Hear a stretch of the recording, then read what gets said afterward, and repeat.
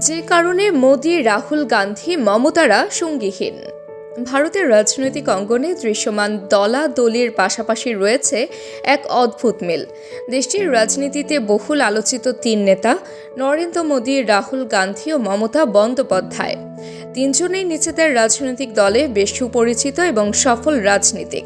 কিন্তু একটি বিষয়ে যা তাদের মধ্যে বেশ মিল রয়েছে, আর তা হলো তারা প্রত্যেকেই অবিবাহিত কিংবা সঙ্গীহীন জীবনযাপন করছেন। ভারতীয় রাজনীতিতে নিজেদের যোগ্যতা ও দক্ষতায় দেশটির জনমনে স্থায়ী ছাপ ফেলেছেন এই নেতারা। কিন্তু এই জনপ্রিয় নেতাদের ব্যক্তিগত জীবন নিয়ে সাধারণ মানুষের মধ্যে কৌতূহলও কম নয়, বিশেষ করে যখন বিষয়টি আসে অবিবাহিত বা সঙ্গীহীন জীবন প্রসঙ্গে। তিনজনেই তাদের জীবন উৎসর্গ করেছেন জনসেবায়, কিন্তু ব্যক্তি জীবনের সঙ্গীহীন। রাজনীতির অঙ্গনে যখন ব্যক্তিগত জীবন একটি আলোচনার বিষয়বস্তু হয়ে দাঁড়ায়, তখন এই নেতাদের ব্যক্তি জীবনও জনমনের প্রশ্নের জন্ম দেয়। কেন এই পথ বেছে নিলেন তারা? কেবল রাজনীতির প্রতি অঙ্গীকার, নাকি এর পেছনে রয়েছে রাজনৈতিক জীবনের গভীর কোনো উপলব্ধি? নরেন্দ্র মোদী ভারতীয় জনতা পার্টি বা বিজেপির শীর্ষ নেতা এবং বর্তমান ভারতের প্রধানমন্ত্রী।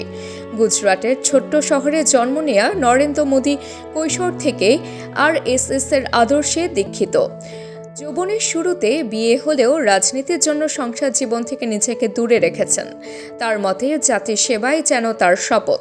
বিবাহিত জীবনের দায়িত্ব এবং রাজনৈতিক অঙ্গীকারের মধ্যে সমন্বয় করা কঠিন হওয়ায় তিনি বেছে নেন একাকী পথ। ভারতীয় রাজনীতিতে আরেকটি বহুল আলোচিত নাম রাহুল গান্ধী, যিনি কংগ্রেসের অন্যতম প্রধান মুখ। এক অভিজাত রাজনৈতিক পরিবারের সন্তান। দাদি ইন্দিরা গান্ধী ও পিতা রাজীব গান্ধীর হত্যার পর রাজনৈতিক দায়িত্বের চাপে ব্যক্তিগত জীবন যেন তার কাছে বিলাসিতা। পরিবার হারানোর বেদনা এবং রাজনৈতিক চাপ তাকে বিয়ের বিষয়ে আরও সতর্ক করে তোলে। তার মতে জনগণের সেবা এবং রাজনৈতিক দায়িত্ব পালন সর্বাধিক গুরুত্বপূর্ণ। মমতা বন্দ্যোপাধ্যায়ও ভারতের রাজনীতিতে এক শক্তিশালী নারী নেত্রী, যিনি বর্তমান পশ্চিম বাংলার মুখ্যমন্ত্রী। রাজনীতির প্রতি তার প্রেম ও নিষ্ঠার জন্য বিয়ে বা ব্যক্তিগত জীবনকে গুরুত্ব দেননি।